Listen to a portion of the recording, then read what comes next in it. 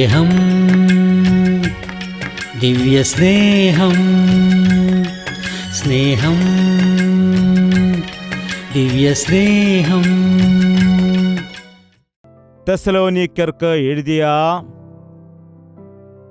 രണ്ടാമത്തെ ലേഖനം 1-ാമത്തെ അധ്യായം 6-ാമത്തെ വാക്യം മുതൽ വായിക്കുന്നു. 6-ാമത്തെ വാക്യം മുതൽ. കർത്താവായ യേശു തൻ്റെ ശക്തിയുള്ള ദൂതന്മാരുമായി സ്വർഗത്തിൽ നിന്ന് അഗ്നിജ്വാലയിൽ പ്രത്യക്ഷനായി. ദൈവത്തെ അറിയാത്തവർക്കും നമ്മുടെ കർത്താവായ യേശുവിൻ്റെ സുവിശേഷം അനുസരിക്കാത്തവർക്കും പ്രതികാരം കൊടുക്കുമ്പോൾ നിങ്ങളെ പീഡിപ്പിക്കുന്നവർക്ക് പീഡയും പീഡ അനുഭവിക്കുന്ന നിങ്ങൾക്ക് ഞങ്ങളോട് കൂടെ ആശ്വാസവും പകരം നൽകുന്നത് ദൈവസന്നിധിയിൽ നീതിയല്ലോ.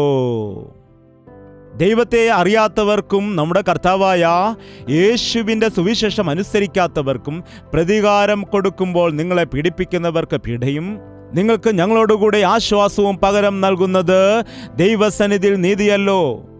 കർത്താവ് നൽകുന്ന ആശ്വാസത്തിന് വേണ്ടി, കർത്താവ് നൽകുന്ന വിശ്രമത്തിന് വേണ്ടി കാത്തിരിക്കുന്നവൻ ഈ ലോകത്തിൽ വിശ്വസ്തയോടെ ജീവിക്കും. മറ്റൊരു വ്യക്തിയെ നമുക്ക് നോക്കാം.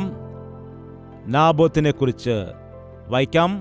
1 രാജാക്കന്മാർ 21-1 മുതൽ 19 വരെ. എല്ലാവർക്കും അറിയാവുന്ന കാര്യമാണ്. ആഹാബ് രാജാവ് നാബോത്തിനെ വിളിച്ചിട്ട് പറയുകയാണ്, നിന്റെ മുന്തിരിത്തോട്ടം എനിക്ക് ചീരത്തോട്ടമാക്കുന്നതിന് വേണ്ടി നൽകണമെന്നും അതിന് പകരമായിട്ട് ഞാൻ നിനക്ക് വേറെ മുന്തിരിത്തോട്ടം നൽകാമെന്നും പറയുവാനിടയായി. അപ്പോൾ എന്താണ് നാബോത്ത് അവനോട് മറുപടി പറഞ്ഞത്? നമുക്ക് നോക്കാം എന്താണ് പറഞ്ഞത്. ഞാൻ എൻ്റെ പിതാക്കന്മാരുടെ അവകാശം നിനക്ക് തരുവാൻ യഹോവ സംഗതി വരുത്തരുതേ എന്ന് പറഞ്ഞു. രാജാവ് നാബോത്തിനെ വിളിച്ചിട്ട് പറയുകയാണ്, നാബോത്ത് അയൽക്കാരനാണ്. നാബോത്തിനെ വിളിപ്പിച്ചിട്ട് പറയുകയാണ്, നാബോത്തിന് അവിടെ ചെറിയൊരു മുന്തിരിത്തോട്ടമുണ്ട് ആ കൊട്ടാരത്തിന് അരികിലായിട്ട്. അവനോട് പറയുകയാണ്, ആ മുന്തിരിത്തോട്ടം നീ എനിക്ക് തന്നേക്കുക, അത് നീ നൽകുകയാണെങ്കിൽ 100 ഏക്കർ നിനക്ക് പകരമായിട്ട് തിരികെ തരാമെന്ന് പറഞ്ഞു. അല്ലെങ്കിൽ നിനക്ക് ആവശ്യമുള്ളത്രയും ഞാൻ പണം നൽകാം എന്ന് അവനോട് ചോദിക്കുവാനിടയായി. അവനെന്ത് പറഞ്ഞു? ഇതെന്റെ പിതാക്കന്മാരുടെ അവകാശമാണ്. പിതാക്കന്മാരുടെ അവകാശമെന്ന് പറഞ്ഞാൽ പിതാക്കന്മാർ എനിക്ക് നൽകിയത് ഞാൻ എൻ്റെ തലമുറയ്ക്ക് കൊടുക്കണം. പിതാക്കന്മാരുടെ അവകാശത്തെ ഒരിക്കലും വിൽക്കുവാൻ പാടില്ല എന്ന് പഴയ നിയമപുസ്തകത്തിൽ എഴുതിയിട്ടുണ്ട്. അത് തലമുറ അനുഭവിക്കേണ്ടതാണ്. അത് ദൈവം എൻ്റെ പിതാക്കന്മാർക്ക് കൊടുത്തു, എൻ്റെ പിതാക്കന്മാർ എനിക്ക് നൽകി, ഞാൻ എൻ്റെ മക്കൾക്ക് കൊടുക്കണം. എനിക്കിത് വിൽക്കുവാൻ കഴിയുകയില്ല, ഞാനത് വിൽക്കില്ല എന്ന് പറഞ്ഞു. എന്താണ്? ദൈവം നൽകുന്നതിനെ വിറ്റുകളയുകയാണോ? ഒരു നേരത്തെ ആഹാരത്തിന് വേണ്ടി ഒരാൾ വിറ്റുകളഞ്ഞു. എന്താണത്? ജ്യേഷ്ഠന്റെ അവകാശത്തെ ഒരു നേരത്തെ ആഹാരത്തിന് വേണ്ടി വിറ്റുകളഞ്ഞ വ്യക്തിയെ നമുക്ക് എല്ലാവർക്കും അറിയാം. പണമല്ല മുഖ്യം. ദൈവം നിനക്ക് നൽകിയിരിക്കുന്നതായ അവകാശം, നിനക്ക് നൽകിയിരിക്കുന്നതായ നിന്റെ ശരീരം, നിന്റെ ആരോഗ്യം. അതുപോലെ ഒരു സിനിമ ആക്ടറെ നാം ശ്രദ്ധിക്കുകയാണെങ്കിൽ അവൻ്റെ ശരീരത്തെ അവൻ വിൽക്കുകയാണ് ചെയ്യുന്നത്. അവർ പറയുന്നത് പോലെ ചെയ്യുകയാണ്. പാടുവാൻ പറയുമ്പോൾ പാടണം, ചാടുവാൻ പറയുമ്പോൾ ചാടണം, കരയുവാൻ പറയുമ്പോൾ കരയണം, നിൽക്കുവാൻ പറയുമ്പോൾ നിൽക്കണം. എന്തു ചെയ്യാൻ പറഞ്ഞാലും അതുപോലെ തന്നെ അവൻ്റെ ശരീരം ഏൽപ്പിച്ചു കൊടുത്ത് അഭിനയിച്ച് കാണിക്കണം. അതുകൊണ്ട് എന്താണ് സംഭവിക്കുന്നത്? അവൻ്റെ ശരീരത്തെ അവൻ വിൽക്കുകയാണ് ചെയ്യുന്നത്. അതാണ് അവർ പറയുന്നത് പോലെ ചെയ്യുമ്പോഴാണ് കോടിക്കണക്കിന് കാശ് കിട്ടുന്നത്. നിന്റെ ശരീരം ദൈവത്തിൻ്റെ ആലയമാകുന്നു. നിന്റെ ദൈവത്തിൻ്റെ ആലയത്തെ നീ വിശുദ്ധിയോടെ കാക്കണം. വ്യഭിചാരം ചെയ്യുന്നവർ ശരീരത്തെ വിൽക്കുന്നു. ചിലർ യജമാനന് തങ്ങളുടെ ശരീരത്തെ ഏൽപ്പിച്ചു കൊടുക്കാറുണ്ട്. നിനക്ക് ശമ്പളം നൽകുന്ന വ്യക്തിക്ക് നീ അടിമയായിരിക്കുന്നുവെങ്കിൽ നീ ശരീരത്തെ വിൽക്കുകയാണ്. പണ്ടുകാലത്ത് പറയുമായിരുന്നു, എനിക്ക് ഞായറാഴ്ച അവധി ലഭിച്ചില്ലെങ്കിൽ, ചർച്ചിൽ പോകാൻ കഴിയില്ലെങ്കിൽ എനിക്ക് ജോലി വേണ്ട എന്ന്. അന്ന് എത്ര കൂടുതൽ ശമ്പളം നൽകിയാലും ഞാൻ വരികയില്ല, എൻ്റെ കർത്താവിൻ്റെ ദിവസമാണ് എനിക്ക് പ്രധാനം. എന്നാൽ ഇന്നെന്താണ് പറയുന്നത്? ജോലി ഇല്ലാതിരിക്കുന്ന സമയത്ത് ജോലി വേണമെന്ന് പറഞ്ഞ് പ്രാർത്ഥിപ്പിച്ചു. അതിനുശേഷം ജോലി ലഭിച്ചു. ഇപ്പോൾ പറയുകയാണ് പ്രാർത്ഥനയ്ക്ക് വരാൻ കഴിയുന്നില്ല. എങ്ങനെയാണ് വരാൻ കഴിയുന്നതെന്ന്? ഇവിടെ വിൽക്കുകയാണ് ചെയ്യുന്നത്. അധികാരത്തെ വിൽക്കുകയാണ്, പദവിയെ വിൽക്കുകയാണ്, ദൈവം കൊടുത്തതായ ആരോഗ്യത്തെ, ദൈവം കൊടുത്തതായ താലന്തുകളെ, കഴിവുകളെയെല്ലാം വിൽക്കുകയാണ് ചെയ്യുന്നത്. നാബോത്ത് പറഞ്ഞു, ഞാൻ ഒരിക്കലും നൽകുകയില്ല, ഇത് ദൈവം എനിക്ക് നൽകിയതാണ്. ഇത് ദൈവം നൽകിയതിന് പകരം നീ എന്തു തന്നാലും അതിന് പകരമാകില്ല. ദൈവം നൽകിയിരിക്കുന്നത് അത് 1/2 സെന്റ് ആണെങ്കിലും അത് അനുഗ്രഹമാണ്. എന്നാൽ ദൈവത്തിന് ഹിതമല്ലാത്തത് 60 ഏക്കർ ആണെങ്കിലും അത് ഒരിക്കലും നന്മയാകില്ല. എൻ്റെ ദൈവത്തിൻ്റെ സാന്നിധ്യം എനിക്ക് വേണം. എനിക്ക് ദൈവം നൽകിയിരിക്കുന്നതിനെ, ദൈവം എന്നെ അനുഗ്രഹിച്ച് നൽകിയിരിക്കുന്നതിനെ ഒരിക്കലും ഞാൻ വിൽക്കുകയില്ല. യേശുവിനെ ഞാൻ വിൽക്കില്ല. എൻ്റെ അവകാശം ഞാൻ കൊടുക്കുകയില്ല. എൻ്റെ അവകാശം കൊടുക്കുകയില്ലെന്ന് പറഞ്ഞപ്പോൾ രാജാവ് സങ്കടപ്പെട്ട് വ്യസനപ്പെട്ട് എന്താണ് ചെയ്തത്? കട്ടിലിൽ കയറി കിടക്കുകയാണ്. അവിടെ കിടന്ന് കരഞ്ഞപ്പോൾ ഇസബേൽ വന്നിട്ട്, എന്തിനാണ് നിങ്ങൾ ഭാരപ്പെടുന്നത്? ഞാനുണ്ടല്ലോ എന്ന് പറഞ്ഞ് നീചന്മാരായിട്ടുള്ള രണ്ടാളുകളെ വിളിച്ചിട്ട് അവന് വിരോധമായിട്ട് ഇവൻ ദൈവത്തെ ദുഷിച്ചു പറഞ്ഞു, രാജാവിനെ ദുഷിച്ചു എന്ന് കള്ളസാക്ഷ്യം പറയിപ്പിച്ചിട്ട് എന്താണ് ചെയ്തത്? 13-ാമത്തെ വാക്യം ഒന്ന് വായിക്കുക. ദൈവത്തിന് വേണമെങ്കിൽ അത്ഭുതം ചെയ്ത് ആ കല്ല് ആഹാബിന് നേരെ തിരിച്ചു വരുവാൻ തക്കവണ്ണം ചെയ്തുകൂടെ? പിടിക്കുവാൻ ഒരുപാട് പരിശ്രമം നടത്തിയിട്ടും അതിനെ കിട്ടുന്നില്ല. അത് ഓടിച്ചെന്ന് അതിൻ്റെ മാളത്തിൽ ഒളിക്കും, പിന്നെ ആർക്കും അതിനെ പിടിക്കുവാൻ കഴിയില്ല. ഒരാളിങ്ങനെ തീരുമാനിച്ച് എങ്ങനെ ഇതിനെ പിടിച്ചെടുക്കാൻ കഴിയുമെന്ന് പ്ലാൻ ഉണ്ടാക്കാനിടയായി.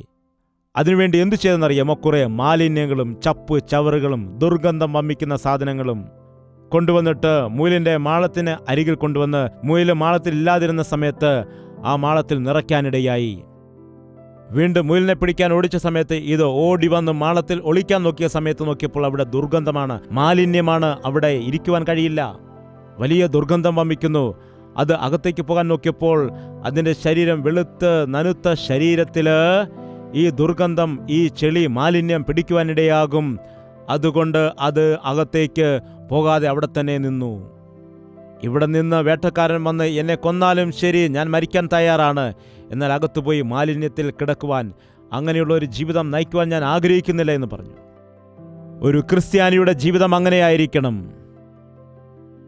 നീ നിന്റെ ശരീരത്തെ അശുദ്ധിയാക്കാതെ, നിന്റെ മനസ്സാക്ഷിയെ മലിനമാക്കാതെ, വേണമെങ്കിൽ മരണം വരിക്കാൻ പോലും തയ്യാറാണ്. നിങ്ങൾ വിശ്വസിക്കുന്ന ദൈവം നിങ്ങളെ രക്ഷിപ്പാൻ തക്കവണ്ണം മതിയായ ദൈവമാണോ എന്ന് ശദ്രക് മേശക് അബേദ്നെഗോവിനോട് ചോദിച്ചു. അവർ പറഞ്ഞു, ഞങ്ങളുടെ ദൈവം മതിയായ ദൈവമാണ്. ഒരു പക്ഷേ നമുക്ക് ആ വചനം ഒരിക്കൽ കൂടി ഒന്ന് വായിക്കാം.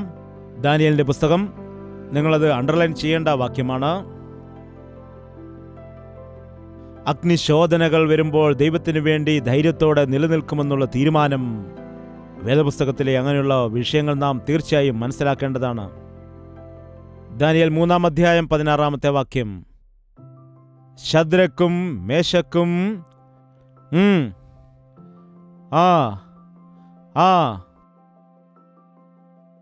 ഈ കാര്യത്തിൽ ഉത്തരം പറയാൻ ആവശ്യമില്ല. ഞങ്ങൾ സേവിക്കുന്ന ദൈവത്തിന് ഞങ്ങളെ വിടുവിപ്പാൻ കഴിയുമെങ്കിൽ അവൻ ഞങ്ങളെ എരിയുന്ന തീച്ചൂളയിൽ നിന്നും രാജാവിൻ്റെ കയ്യിൽ നിന്നും വിടുവിക്കുന്ന ദൈവമാണ്. അല്ലെങ്കിലും ഞങ്ങൾ രാജാവിൻ്റെ ദേവന്മാരെ സേവിക്കുകയില്ല എന്ന് പറഞ്ഞു. ഒരു പക്ഷേ അവൻ ഞങ്ങളെ രക്ഷിച്ചില്ലെങ്കിലും, ഒരു പക്ഷേ ഞങ്ങളെ, രാജാവേ, അവൻ ഞങ്ങളെ വിടുവിക്കും. ഒരു പക്ഷേ അവൻ ഞങ്ങളെ വിടുവിച്ചില്ല എങ്കിലും, രാജാവേ, നീ പറഞ്ഞതുപോലെ ഞങ്ങൾ ഒരിക്കലും ചെയ്യില്ല. ഞങ്ങളുടെ ദൈവം ഞങ്ങളെ തീർച്ചയായും വിടുവിക്കുവാനിടയാകും. ഒരു പക്ഷേ അവൻ ഞങ്ങളെ വിടുവിച്ചില്ല എങ്കിലും നീ പറഞ്ഞത് കേട്ടുകൊണ്ട് നിന്റെ ദേവന്മാരെ നമസ്കരിക്കില്ല. ഞങ്ങളെ നീ കൊന്നുകളഞ്ഞാലും ഞങ്ങൾ അങ്ങനെ ചെയ്യില്ല എന്ന് പറഞ്ഞു. താൽക്കാലികമായ കഷ്ടത്തെ ഭയപ്പെടുന്നവർ നിത്യമായ കഷ്ടത്തിലകപ്പെടും. നിങ്ങളെ പീഡിപ്പിക്കുന്നവർക്ക് പീഡ എന്ന് പറയുമ്പോൾ ഈ ലോകത്തിൽ വരുവാനുള്ള പീഡയല്ല, നരകത്തിൽ വരുവാനുള്ളതായ മഹാപീഡയാണ്. അത് കെടാത്ത തീയും ചാകാത്ത പുഴുവുമുള്ള നരകമാണ് ആ 2-ാം മരണമെന്ന് ദൈവത്തിന്റെ വചനം പറയുന്നു. മരണശേഷം വീണ്ടും ഒരു ജീവിതമുണ്ടെന്ന് നിങ്ങൾ വിശ്വസിക്കുന്നില്ലേ?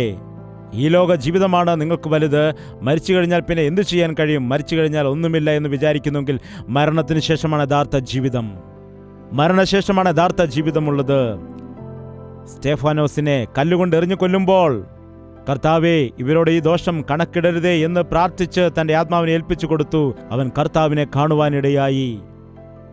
ഇവിടെ രക്തമൊഴുകുന്നു, അവന്റെ ശരീരത്തിൽ കഠിന ഉപദ്രവം ഏൽപ്പിക്കപ്പെടുന്നു. ഇവിടെ അവന് മരണത്തെ നേരിടേണ്ടി വന്നു. എന്നാൽ സ്വർഗത്തിൽ കർത്താവ് അവനെ കണ്ട് എഴുന്നേറ്റു നിൽക്കുന്നത് അവൻ കണ്ടു. കർത്താവ് നോക്കുമ്പോൾ, എൻ്റെ മകൻ എനിക്ക് വേണ്ടി കഷ്ടത അനുഭവിക്കുന്നു. അവൻ എഴുന്നേറ്റ് നിന്നു. വരൂ മകനെ, വരുവെന്ന് പറഞ്ഞ്, ഇതാ നിനക്ക് വേണ്ടി സിംഹാസനം ഒരുക്കിയിരിക്കുന്നു എന്ന് പറഞ്ഞ് അവനെ കൊണ്ടുവന്ന് ഇരുത്തുവാനിടയായി. ജീവിച്ചാൽ അങ്ങനെയുള്ള ജീവിതം ജീവിക്കാം. ഇഹത്തിലും പരത്തിലും കർത്താവിന് വിശ്വസ്തരായിരിക്കാം. ഈ കാലത്ത് നോക്കുമ്പോൾ അനേകം ആളുകൾ മനുഷ്യരെ പ്രസാദിപ്പിക്കാനുള്ളതായ ഭക്തിയാണ് കാണിക്കുന്നത്. ലാഭം ഉദ്ദേശിച്ചു മാത്രമാണ് ആത്മീയ വിഷയങ്ങൾ പലതും ചെയ്യുന്നത്. ദൈവത്തിൻ്റെ വേലയേക്കാൾ ഉപരിയായിട്ട് സ്വന്തം കാര്യങ്ങൾ നോക്കുന്നു. അത് ഈ കാലത്ത് ഏറ്റവും വർദ്ധിച്ചിരിക്കുന്നു. നമ്മെ ഒന്ന് പരിശോധിച്ച് നോക്കാം. എൻ്റെ ദൈവത്തിൻ്റെ ആലയത്തിൽ ആരാധന ആരംഭിച്ചിരിക്കുന്നു, ഞാൻ ഇനി വീട്ടിലിരിക്കാൻ പാടില്ല. എൻ്റെ ദൈവത്തിൻ്റെ ആലയത്തിൽ ഉപവാസ പ്രാർത്ഥന നടക്കുകയാണ്, ഞാൻ വീട്ടിൽ നിന്ന് എന്തു ചെയ്യാനാണ്? എൻ്റെ ദൈവത്തിൻ്റെ ആലയത്തിലെ ദൈവദാസന്മാർ രാവും പകലും കർത്താവിന് വേണ്ടി യാത്ര ചെയ്ത് അധ്വാനിക്കുന്നു, ഞാൻ എന്താണ് ചെയ്യേണ്ടത്? അവർക്ക് വേണ്ടി പ്രാർത്ഥിക്കണം. ഇതാണോ ഞാൻ വിശ്രമിക്കേണ്ട സമയം? ഇതാണോ ഞാൻ കിടന്നുറങ്ങേണ്ട സമയം? ഇതാണോ ഞാൻ പലതും ചെയ്ത് മുൻപോട്ട് പോകേണ്ടതായ സമയം? കർത്താവിൻ്റെ വരവ് സമീപമായിരിക്കുന്നു, അവൻ്റെ വരവ് ഏറ്റവും അടുത്തിരിക്കുന്നു. അവൻ പറഞ്ഞിരിക്കുന്നു, അവനവൻ്റെ പ്രവൃത്തിക്ക് തക്കവണ്ണം പാസ്റ്ററിന് പ്രതിഫലം കൊടുക്കുമെന്നാണോ? അതോ എല്ലാ സഭകൾക്കും കൊടുക്കുമെന്നാണോ? സഭകൾക്കാണെങ്കിൽ ഒരുപക്ഷെ നിങ്ങളും ആ സഭയിൽ അംഗമായതുകൊണ്ട് ഒരുപക്ഷെ നിങ്ങൾക്കും കിട്ടിയേക്കാം. വോളിബോൾ കളിച്ച് ജയിച്ചാൽ ടീമിൽ എല്ലാവർക്കും സമ്മാനം കൊടുക്കുമ്പോൾ ഒരാൾക്ക് മാത്രമേ കൊടുക്കുള്ളൂ. ക്യാപ്റ്റൻ മാത്രം കൊടുക്കുകയാണ്, എല്ലാവരും വിഷമിക്കാനിടയാകും. എന്താണ്? എന്നാൽ ദൈവം സമ്മാനം നൽകുമ്പോൾ ഒരാൾക്ക് മാത്രമല്ല, ഓരോരുത്തർക്കും ഗിഫ്റ്റ് കൊടുക്കും. നീ ചെയ്തനുസരിച്ച് നിനക്കൊരു ഗിഫ്റ്റ്, നിനക്കൊരു ഗിഫ്റ്റ്, നിനക്കൊരു ഗിഫ്റ്റ്, എല്ലാവർക്കും കൊടുക്കും. നിങ്ങൾ ചെയ്യുന്ന പ്രവൃത്തിക്കനുസരിച്ച് നിങ്ങൾക്ക് പ്രതിഫലം ലഭിക്കും. ഈ പ്രായക്കാർക്കെല്ലാം ഒരു ഗിഫ്റ്റ്, ദേവദാസന്മാർക്കെല്ലാം ഒരു ഗിഫ്റ്റ്, ഈ ഗ്രൂപ്പിലുള്ളവർക്കെല്ലാം ഒരു ഗിഫ്റ്റ്. അങ്ങനെയില്ല, ഒരേ ക്യൂ ആണ് അവിടെയുള്ളത്. ദേവദാസന്മാരായിരിക്കുന്ന ഞങ്ങളും നിങ്ങളോടൊപ്പം അവിടെ ക്യൂവിൽ നിൽക്കേണ്ടതാണ്. ഞാൻ വിശ്വസ്തനാണെങ്കിൽ എനിക്ക് വലിയ പ്രതിഫലം, നീ വിശ്വസ്തനാണെങ്കിൽ നിനക്ക് വലിയ പ്രതിഫലം. നീ ദൈവത്തിന്റെ നാമത്തെ ഉയർത്തിയാൽ നിന്നെയും അവിടെ ഉയർത്തുവാനിടയാകും. നീ ഒരുപാട് കാര്യങ്ങൾ ചെയ്തോ എന്നൊന്നും ദൈവം ചോദിക്കത്തില്ല. ആ ഊരിയവനെ നോക്കുമ്പോൾ ദാവീദ് അന്ന് യുദ്ധം ചെയ്തില്ല, ഭരണകാര്യങ്ങൾ ശ്രദ്ധിച്ചില്ല, യുദ്ധത്തിന് വന്നില്ല, ഊരിയാവിനെ പറഞ്ഞു വിടുവാനിടയായി. എന്നാൽ ഒരു യുദ്ധത്തിൽ, താൻ ചെയ്തതായ ഒരു യുദ്ധത്തിൽ കൊല്ലപ്പെടുവാനിടയായി. എന്നാൽ അവൻ വിശ്വസ്തനായിരുന്നു. ദൈവം എനിക്ക് നൽകിയവ ഞാൻ വിൽക്കുകയില്ല, ദൈവം തന്നതിനെ ഞാൻ നൽകില്ല, ദൈവം തന്നതിനെ പിടിച്ചെടുക്കുവാൻ പിശാചിന് അധികാരമില്ല. മോശയോട് ഫറവോൻ പറഞ്ഞു, നിങ്ങൾ പോവുക, പുരുഷന്മാർ പോയിട്ട് സ്ത്രീകളെല്ലാം ഇവിടെ നിൽക്കട്ടെ. പറ്റില്ല, ഞങ്ങൾക്കെല്ലാവർക്കും പോകണം. ശരി, നിങ്ങളെല്ലാവരും പോകുക, നിങ്ങളുടെ ജന്തുക്കളെയും ആസ്തികളെയും ഇവിടെ ഇട്ടിട്ട് പോകുക. ഇല്ല, ഞങ്ങൾക്കുള്ള സകലതുമായിട്ട് ദൈവത്തെ ആരാധിക്കാൻ പോകണം. ഞങ്ങൾക്കുള്ളതായ സകലത്തെയും ദൈവത്തിന്റെ നാമത്തിന് കൊടുക്കണം. ചില ആളുകളാണ് വീട്ടിൽ ആരാധനയ്ക്ക് പോകുന്ന സമയത്ത് വലിയ നോട്ടുകളെല്ലാം വീട്ടിലെടുത്ത് മാറ്റിവെച്ചിട്ട് ചെറിയ ചില്ലറ തൊട്ടുകളുമായിട്ട് ചർച്ചിൽ പോകും. അവിടെ ചെന്നിട്ട് എൻ്റെ സകലതും നിനക്കു തന്നെ എന്ന് പാട്ട് പാടും. ഇവർ കള്ളന്മാരാണോ വഞ്ചകന്മാരാണോ? പറയൂ, എന്താണ് ഇവരെ പറയേണ്ടത്? എന്താണ് വിളിക്കേണ്ടത്? എൻ്റെ സമസ്തവും നിനക്കെന്ന് പറയുമ്പോൾ നിനക്ക് ശ്രേഷ്ഠമായ കാര്യങ്ങൾ ദൈവത്തിന് നീ കൊടുക്കുന്നുണ്ടോ? നീ ദൈവത്തെ കൂടുതൽ സ്നേഹിച്ചാൽ നീ ദൈവത്തിന് കൊടുക്കാനിടയാവും. നീ ആരെയാണോ കൂടുതൽ സ്നേഹിക്കുന്നത് അവർക്ക് വേണ്ടി നീ സകലതും കൊടുക്കുവാൻ മനസ്സുള്ള വ്യക്തിയാണല്ലോ. നീ യഥാർത്ഥമായിട്ട് ദൈവത്തെ സ്നേഹിച്ചാൽ, ദൈവത്തിന്റെ ഇഷ്ടം ചെയ്യാൻ മനസ്സ് കാണിച്ചാൽ, അവനവന്റെ പ്രവൃത്തിക്ക് തക്കവണ്ണം ദൈവം പ്രതിഫലം ഓരോരുത്തർക്കും, ആരുടെയും റെക്കമെൻഡേഷൻ അതിനാവശ്യമില്ല, ദൈവം പ്രതിഫലം കൊടുക്കുവാനിടയാകും. ആരുടെയും സപ്പോർട്ട് ആവശ്യമില്ലാതെ ഓരോരുത്തർക്കും കൊടുക്കുവാനുള്ള പ്രതിഫലം എൻ്റെ ദൈവത്തിൻ്റെ കയ്യിൽ ഉണ്ട്. കർത്താവിനെ പുകഴ്ത്തുന്നവൻ ഭാഗ്യവാൻ. എഴുന്നേറ്റ് നിൽക്കാം, നമുക്ക് പ്രാർത്ഥിക്കാം. പ്രാർത്ഥന. പരിശുദ്ധനായ സ്നേഹമുള്ള ഞങ്ങളുടെ പിതാവേ, ഒരിക്കൽ കൂടി ഞങ്ങളെ ദർശിക്കണമേ. ഞങ്ങൾക്ക് വേണ്ടി ഇത്രത്തോളം ത്യാഗം ചെയ്ത യേശുവേ, കഷ്ടത എങ്ങനെ സഹിക്കണമെന്ന് നീ കഷ്ടത സഹിച്ചു കാണിക്കാനിടയായി. എങ്ങനെ താഴ്മ ധരിക്കണമെന്ന് പഠിപ്പിക്കുവാൻ താഴ്മ ധരിച്ചുകൊണ്ട് ഈ ലോകത്തിലേക്ക് നീ ഇറങ്ങി വന്ന് ജീവിച്ചു.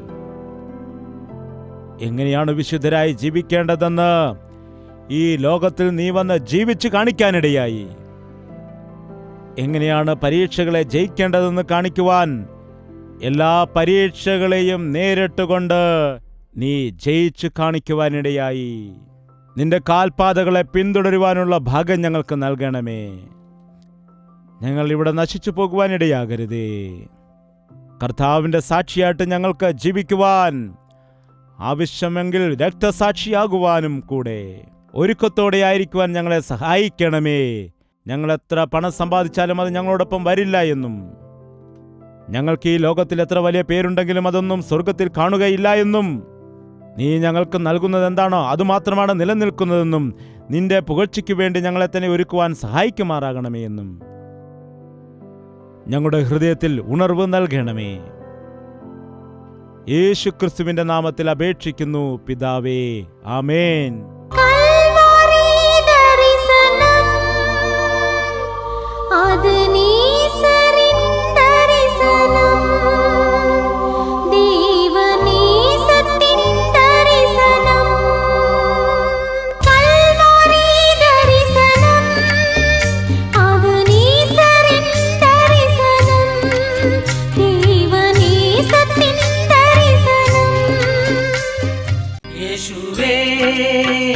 യേശുവേ യേശുവേ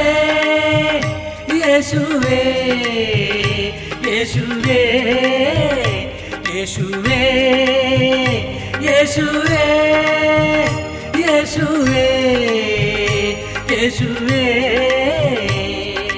നിന്നെ നിന്നെ എന്നും ഞാൻ സേവിക്കും, നീ മാത്രം രാജാവെന്നും. നിന്നെ നിന്നെ എന്നും ഞാൻ സേവിക്കും, നീ മാത്രം രാജാവെന്നും. യേശുവേ യേശുവേ യേശുവേ യേശുവേ യേശുവേ യേശുവേ